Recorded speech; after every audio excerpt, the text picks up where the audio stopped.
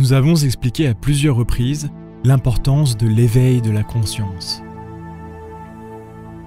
Mais qu'est-ce que la conscience? Qu'est-ce que veut dire avoir la conscience éveillée?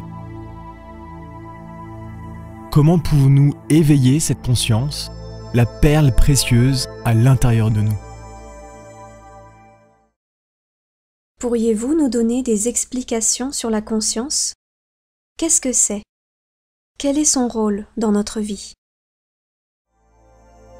Les gens confondent l'intelligence et l'intellect, et ils disent qu'une personne très intelligente ou très intellectuelle est très consciente. Nous dirons que la conscience est une espèce très particulière d'appréhension de la connaissance intérieure, qui est totalement indépendante de toute activité mentale. La faculté de la conscience nous permet d'atteindre la connaissance de nous-mêmes. La conscience nous donne la connaissance intégrale de ce qui est, d'où cela se trouve, de ce qui est réellement connu, de ce qui n'est pas connu avec certitude. La psychologie révolutionnaire enseigne que seul l'homme peut arriver à se connaître lui-même. L'homme lui-même et personne d'autre peut se rendre compte à un instant, à un moment, qu'il n'était pas vraiment conscient, que sa conscience était profondément endormie. Puis, plus tard, il oubliera cette expérience ou la gardera en souvenir, comme le souvenir d'une expérience marquante. Il est urgent de savoir que la conscience de l'animal rationnel n'est pas quelque chose de continu, permanent. Habituellement, la conscience de l'animal intellectuel, erronément appelé homme, est très endormie. Les moments où la conscience est éveillée sont rares, très rares. L'animal intellectuel travaille, conduit une voiture, se marie, meurt, etc., avec une conscience totalement endormie. Et c'est seulement dans certains moments exceptionnels qu'il s'éveille. La vie de l'être humain est une vie de rêve, mais il se croit éveillé et n'admettrait jamais qu'il est endormi, que sa conscience est endormie. Les vieux sages de la terre sacrée des Védas ne se trompaient pas lorsqu'ils disaient que le monde est Maya, illusion. Ah, si seulement ces pauvres gens arrêtaient de rêver. Combien la vie serait différente. D'accord. C'est très triste à entendre. Comment pouvons-nous savoir à un moment donné que notre conscience est éveillée ou endormie? Lorsqu'un être humain admet qu'il a la conscience endormie, vous pouvez être sûr qu'il commence déjà à s'éveiller. Ceux qui confondent la conscience avec les fonctions psychologiques, les pensées, les sentiments, les impulsions motrices et les sensations, sont vraiment très inconscients. Ils dorment profondément. Ceux qui admettent l'existence de la conscience, mais nient catégoriquement les différents degrés de conscience, révèlent un manque d'expérience consciente, un sommeil de la conscience. Toute personne qui, au moins une fois, s'est éveillée momentanément, sait très bien par expérience personnelle qu'il existe différents degrés de conscience observables à l'intérieur d'elle-même. Premièrement, le temps. Combien de temps sommes-nous restés conscients? Deuxièmement, la fréquence. Combien de fois avons-nous éveillé notre conscience? Troisièmement, l'ampleur et la profondeur. De quoi étions-nous conscients? 10 ou 15 ans d'études à l'école, au collège et à l'université ne servent à rien si en sortant des écoles, nous sommes des automates endormis. Ce n'est pas une exagération de dire qu'au moyen d'un grand effort, l'animal intellectuel peut être conscient de lui-même, au moins pendant quelques minutes. Il est clair qu'il y a, généralement, de rares exceptions que nous devons chercher avec la lanterne de Diogène. Ces cas rares sont représentés par des hommes véritables. Bouddha, Jésus, Hermès, Quetzalcoatl, etc. Ces fondateurs de religion possédaient la conscience continue. Ils furent de grands illuminés. Normalement, les gens ne sont pas conscients d'eux-mêmes. L'illusion d'être conscient de façon continue naît de la mémoire et de tous les processus de la pensée. Un homme qui pratique un exercice rétrospectif pour se souvenir de toute sa vie peut véritablement se remémorer, se rappeler combien de fois il a été marié, combien d'enfants il a eu, qui ont été ses parents et ses professeurs, etc. Mais cela ne signifie pas éveiller la conscience. C'est simplement se souvenir d'actes inconscients et c'est tout. L'animal intellectuel croit fermement avoir conscience de lui-même et en aucune circonstance il accepterait qu'on lui dise qu'il est endormi. Il y a des moments exceptionnels où l'animal intellectuel s'éveille, mais ces moments sont très rares. Ils peuvent se produire dans un instant de danger extrême, durant une émotion intense, dans quelques nouvelles circonstances, dans quelques nouvelles situations inattendues, etc. La psychologie révolutionnaire possède des méthodes, des procédés scientifiques pour éveiller la conscience. Si nous voulons éveiller la conscience, nous devons commencer par examiner, étudier et ensuite éliminer tous les obstacles qui apparaissent sur notre chemin. Formidable! Quels sont ces obstacles qui apparaissent sur notre chemin? Qu'est-ce qui nous empêche d'éveiller notre conscience? Le premier obstacle est l'état actuel dans lequel nous sommes. Les gens ont seulement 3% de conscience éveillée et 97% de conscience endormie. Celui qui veut palper les grandes réalités des mondes internes, celui qui veut parvenir à l'éveil de la conscience, doit se résoudre à mourir d'instant en instant. Cela est indispensable. Il est urgent de savoir que nous avons un moi pluralisé à l'intérieur de nous-mêmes. Ce moi est le Seth de la mythologie égyptienne. Un ensemble de démons rouges, comme les appelaient les anciens prêtres de la terre des pharaons. Ces entités submergées qui personnifient l'ego ou Seth sont le portrait biographique de nos propres défauts. Notre conscience est embouteillée dans chacune de ces entités. Elle est piégée, emprisonnée et endormie. Ainsi, notre conscience agit selon son propre embouteillement et marche définitivement sur le chemin de l'erreur. Malheureusement, elle est égoïque.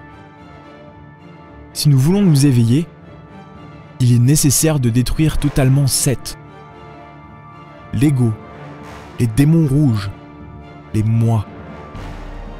C'est seulement ainsi que la conscience parvient à s'émanciper, à se libérer et à s'éveiller radicalement.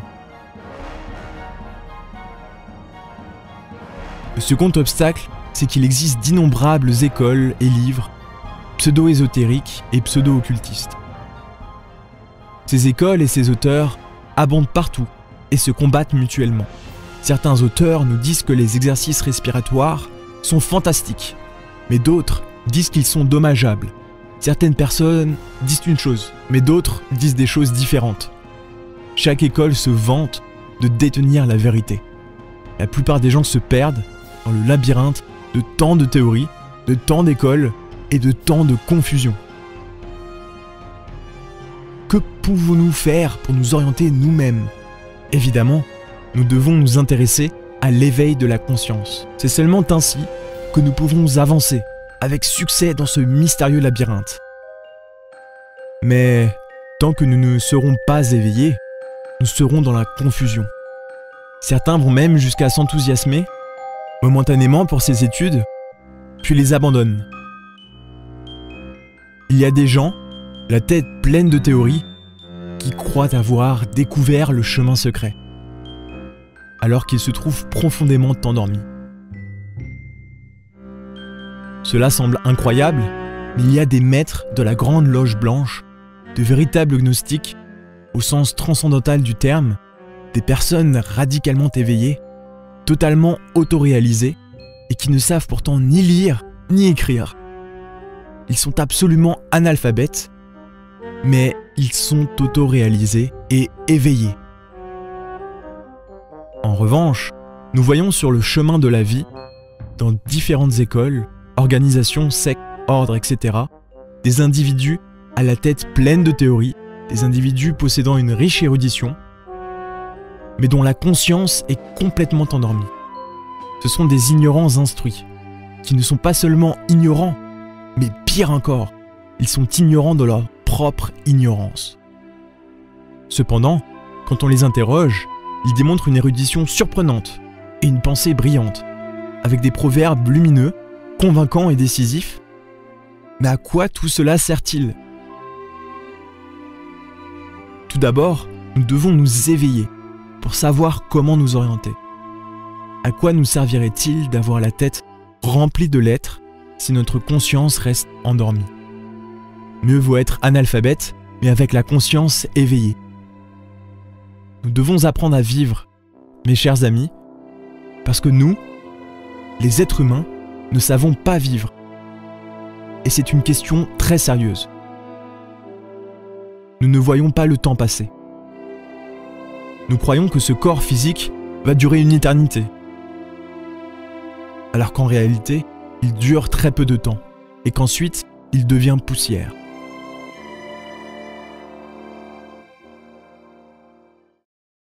Intéressant.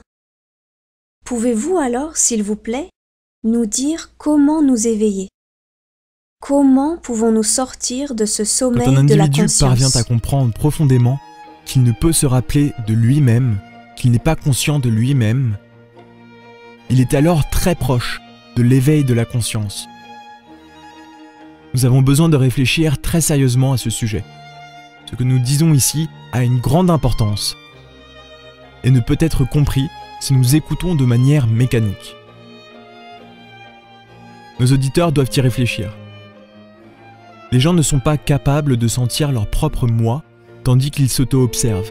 Ils sont incapables de le faire passer d'un centre à un autre, etc. Pour éveiller la conscience, nous devons observer la manière dont nous parlons, dont nous rions, dont nous marchons, etc. sans nous oublier nous-mêmes et en sentant le moi à l'intérieur. C'est une étape difficile mais fondamentale. Il existe 97% de subconscience et 3% de conscience en nous. En d'autres termes, nous dirons que la conscience est endormie à 97% et que la conscience est éveillée à 3% seulement. Cependant, il y a des gens qui n'atteignent pas les 3% de conscience éveillée. Ils atteignent généralement 2%. Et il y a des individus avec seulement 1%. Mais si nous disions cela à ces gens qui ont la conscience endormie, ils ne le croiraient pas. Ils en seraient plutôt offensés. Il est nécessaire de s'éveiller, et pour y parvenir, nous devons tout d'abord accepter, en toute sincérité, que nous sommes endormis. C'est quelque chose de semblable au fou qui est fou. Aucun fou n'accepte qu'il est fou. Tous les fous croient qu'ils vont très bien. Quand un fou admet qu'il est fou, c'est un signe sans équivoque qui prouve qu'il commence à aller mieux. Il se passe la même chose avec les gens qui ont la conscience endormie. Ils n'admettent pas qu'ils sont endormis. Mais quand ils l'acceptent, c'est un signe évident qui indique qu'ils veulent s'éveiller. Ou qu'ils commencent à s'éveiller. Toutefois, il ne s'agit pas d'accepter intellectuellement, non. N'importe qui peut dire mécaniquement « oui, je suis endormi », mais être conscient de son propre endormissement est quelque chose de différent. Il y a alors une grande différence entre l'intellect et la conscience. Mais comment pouvons-nous atteindre cet éveil ? Évidemment, nous savons déjà que le fondement se trouve dans la dissolution de l'ego, ce qui est indiscutable. Mais, bien sûr, nous devons nous aider avec différentes méthodes ou procédés. Je vais vous expliquer une technique. Il est nécessaire de diviser l'attention en 3 parties. 1. Le sujet. 2. L'objet ou les objets. 3. Le lieu. Le sujet. Nous ne devons pas nous oublier nous-mêmes. Nous devons nous observer à chaque seconde, à chaque instant. Ceci implique de vivre en état d'alerte, en relation avec nos pensées, nos gestes, nos actions, nos émotions, nos habitudes, nos paroles, etc. Lorsque vous vous oubliez de vous-même, vous commettez de très graves erreurs dans la vie. Par exemple, si nous nous oublions nous-mêmes devant un verre de vin, non seulement nous prenons le verre, mais nous pouvons en prendre beaucoup d'autres et nous enivrer. Que pourrait-il arriver devant une personne du sexe opposé? Nous pourrions devenir fornicateurs ou adultères, n'est-ce pas? Par conséquent, il est indispensable de ne pas s'oublier soi-même. Quand on dit ne pas s'oublier soi-même, à quoi nous référons-nous? Au fait d'auto-observer nos sentiments, nos impulsions internes, nos peines, nos émotions, nos instincts, nos habitudes, etc. Nous devons surveiller nos sens et nos pensées, car si nous ne contrôlons pas nos sens et nos pensées, notre conscience s'endort. L'objet.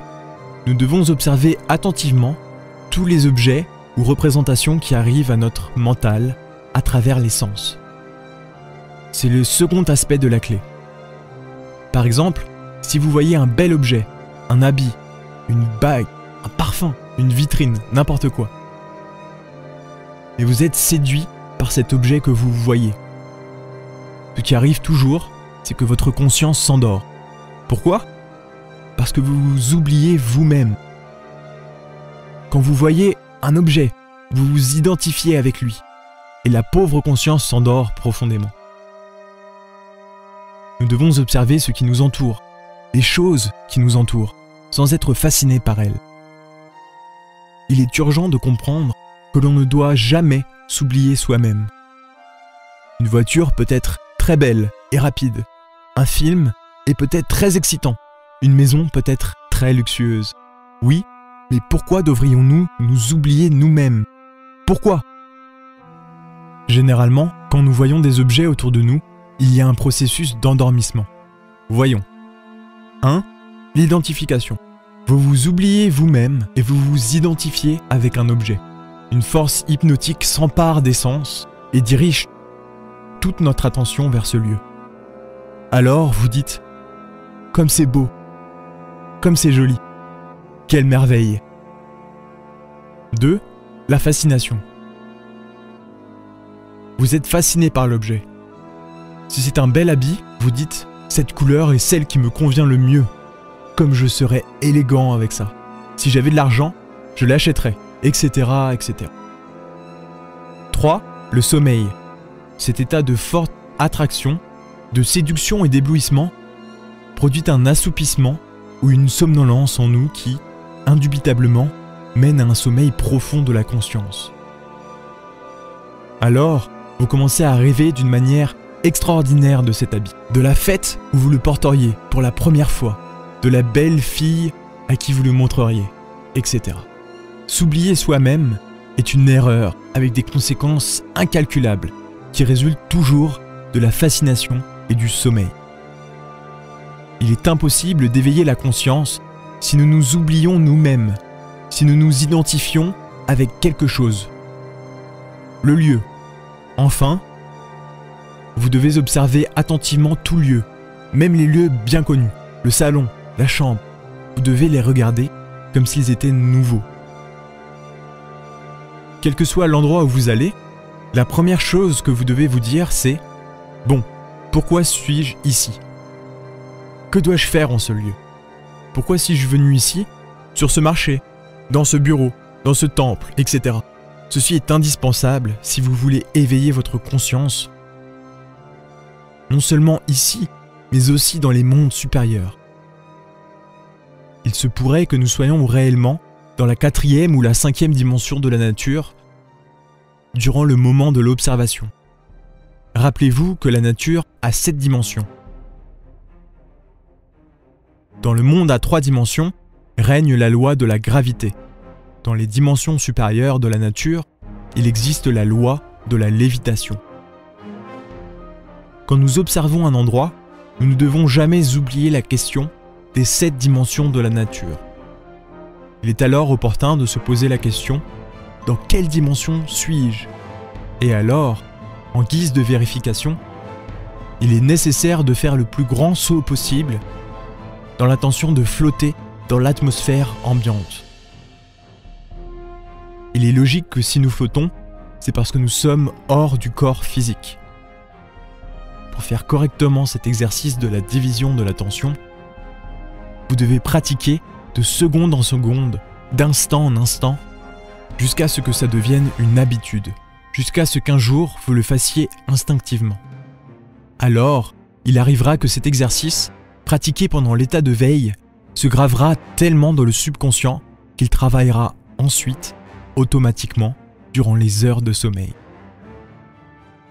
Vous devez avoir parfaitement vu que de nombreuses fois, vous rêvez d'événements qui vous sont arrivés pendant la journée. Il peut aussi arriver que vous ayez une grande préoccupation et en rêviez la nuit. Une fois que nous sommes conscients de cet aspect du mental, il est indiqué de pratiquer cet exercice intensivement. Quand vous prenez l'habitude de faire cet exercice, il se répète automatiquement pendant les heures de sommeil. Il est bon de savoir que pendant les heures de sommeil, l'âme, ou plus précisément la psyché, notre conscience embouteillée parmi les égos, se trouve hors du corps physique. Vous vivez là-bas de la même manière que dans le monde physique, mais sans vous rendre réellement compte de l'endroit où vous êtes. Si vous faites l'exercice à ce moment-là, le résultat est l'éveil de la conscience. Quand vous vous éveillez, vous pouvez vous rendre dans n'importe quel lieu de la Terre. Vous pouvez aller dans les temples de mystère. Vous pouvez invoquer des êtres ineffables, parler face à face avec eux, recevoir des instructions directes des grands maîtres, etc. Très intéressant et très utile. C'est donc la discipline que nous devons suivre pour éveiller la conscience. Quels pièges doivent éviter les étudiants pour éveiller la conscience progressivement? La chose la plus importante est de ne pas s'identifier avec les circonstances de l'existence. La vie est comme un film. Et en fait, c'est un film qui a un début et une fin. Différentes scènes passent sur l'écran du mental et notre erreur la plus grave consiste à s'identifier avec ces scènes. Pourquoi? Parce qu'elles passent. Elles passent simplement. Ce sont les scènes d'un grand film et elles finissent par passer. Vous êtes très préoccupé parce que vous avez un gros problème. Vous ne savez pas comment le résoudre et il finit par passer et une scène complètement différente arrive. Alors, pourquoi s'inquiéter? Si cela doit passer, pour quel motif se préoccuper? Les gens s'oublient complètement eux-mêmes. C'est pour cela qu'ils s'identifient aux circonstances. Ils oublient leur propre être intérieur profond.